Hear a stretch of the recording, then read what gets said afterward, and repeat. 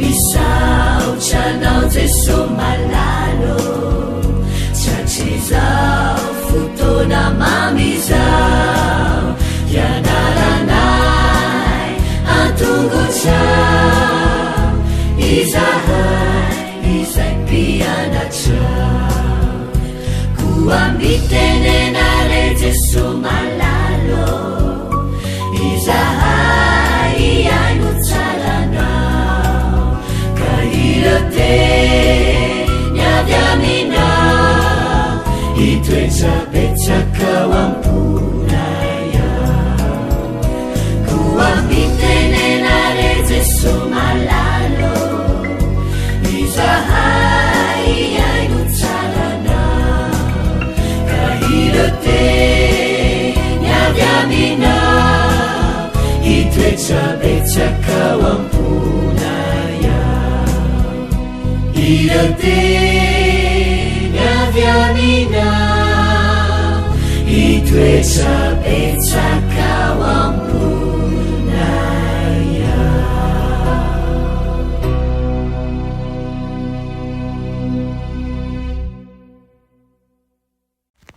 Faly miaraba antsika tsirairay avy indray tatra ity alatsinainy fa 17 ny volana aprily ity ary manona fahasoavan'ny tompo aminao. Asaiko ianao hiaraka hianatra ny tenin'Andriamanitra eto ary irariko hanao voheriny amin'izany ary hitombo ny fanatrehan'Andriamanitra aminao, azo hery aminy ianao ary ahafahanao manao dingana tsaratsara kokoa amin'ny fiainanao miaraka amin'ny Kristy. Mialohan'ny dirantsika amin'izany dia iray vavaka isika. Tompo tianay mbola fifaliana ho anay hatrany miaraka aminao, misaotra Tompo izay manaiky ny amposaka ny fahazavanao aminay. Anatin'ny aizina manko izahay tsy fantatsay akory izay ataonay sady tsy hitanay ny faharatsiany.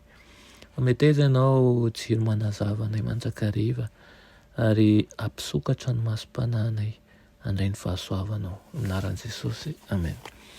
Dia ny lesonantsika androany dia manao hoe fiainana miorina amin'Andriamanitra. Fiainana miorina amin'Andriamanitra. Ao anatin'ny vanim-potoana nindraindraina ny fanjivahana sy ny fandaniana izay ametrahany soatoavana laika ny izao ivon'ny zavatra rehetra. Ny antso avy any an-danitra dia ny hialantsika amin'ny jadon'ny fitiavan-tena sy ny fanandevozan'ny fametrahana ny tenantsika ho zava-dehibe ka ametrahantsika an'Andriamanitra fo ivon'ny fiainantsika.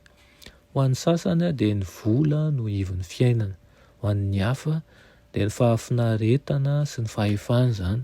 Ho an'ny hafa indray dia mety hoe fanatanjahantena, mozika, fialamboly izany. Ny afatao amin'ny apokalipsy dia antso mafy mba hatahorana sy hanajana ary hanomezam-boninahitra an'Andriamanitra ho tena ivon'ny fiainana marina. Toe-javatra lehibe fototry ny fifananjinana farany eto an-tany dia ny ady ahazahoana ny fifantohan'ny sain'ny olombelona mahakasika ny fanohavana sy ny fanefana ary ny fileferana amin'ny sitran'Andriamanitra tokoa izany. Ny ady farany eo amin'ny fifanandinana lehibe dia ifanaovany tsara sy ny ratsy mba hifehy ny eritreretintsika. Sainy amin'ny fahamoran'ny fifehezana ny eritreritrao amin'ny lafiny iray. Farafahakeliny rehefa tsapanao fa mila mifehan'izany ianao izao matetika manko ny olana. Raha tsy manao ezaka ampandinihana fantatsika dia ifantohana mba hahafahana mifantoka amin'ireo zavatra tsara izany, ny zavatra any ambony fa tsy ny zavatra ety an-tany, dia ioroana ho azo any amin'ny zavatra any ambanitsika. Dia ireo zavatra eto amin'izao tontolo izao ny saintsika izay tratry ny fahalovana sy feno fahotana. Hoy Filipiana 4:4 manao hoe farany rahalahy, ninonninona marina, ninonninona manan-kaja, ninonninona mahitsy, ninonninona matehodia, ninonninona tsara laza, raha misy hatsara-panahy ary raha misy dera dia hevery izany. Ny fandinihana natao momba ny fampiasana ny teny hoe manome voninahitra an'Andriamanitra ao amin'ny testamenta taloha dia maneho fa mahaliana ny fahitana an'izany matetika ao amin'ny tontolo-kevitry ny fitsaran'Andriamanitra. Saingy tsy ao amin'izany ihany, tahaka izany koa ao amin'ny hafatry ny anjely voalohany. araka ny ambaran'ny Paoly apôstôly dia fitoerana masina ny tenantsika, fitoeran'ny fanan'Andriamanitra. Paoly no hamasinina tamin'ny fanatrehan'Andriamanitra, miantso antsika ny voninahitsin'Andriamanitra eo amin'ny lafiny rehetra amin'ny fiainantsika ny soratra masina. Rehefa Andriamanitra no ivy ny fiainantsika, ny any fanerentsika dia ny anome voninahitra azy, na eo amin'ny fiainantsika izany, na eo amin'ny fitafiantsika, na ireo fialambolitsika, na ny fifandraisantsika amin'ny hafa. Manome voninahitra n'Andriamanitra isika rehefa maneho ny toetrany feno fitiavana amin'izao tontolo izao amin'ny alalan'ny fanolorantsika tena hanao sitrapony. Manandanja kokoa izany rehefa heverina ny amin'ny fitsarana ny tany amin'ny andro farany. Raha fehezina ny lesonantsika androany dia isaina tokoa tsika mba hanana fiainana miorina amin'Andriamanitra.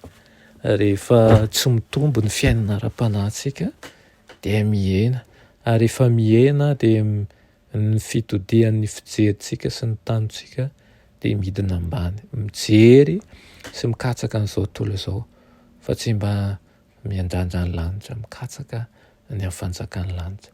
Dia eriko fantatra ianao hitombo fikatsahana ny amin'ny fahamarin'Andriamanitra, hitombo fikatsahana ny amin'ny fahasoavana ihany koa, ary handray famindrampony sy hanana fanavaozana isanandro isanandro. Vavaka isika, saotranao izay ray ony amin'izany lesona nomenao anaino izany. Saotra ny amin'ny teninao izay mamelombela amin'ny fananay ihany koa mampatsiaro anay, fa tokony hanana fiainana miorina ao aminao izay. Ampio izahay mba tsy ho variana ny amin'ny zavatra misy amin'ny firenenay na eny amin'ny fiarahamonina na amin'ny fianakaviana, fa aleo mba hanana faniriana ho variana ny amin'ny zavatra ny lanitra, ary hitombo fitiavana hikatsaka amin'izany, ary hanova ny fomba fijerinay famindranay, ary hampitombo ny fanoloran-tena eo aminao. Anaran'i Jesosy, amen.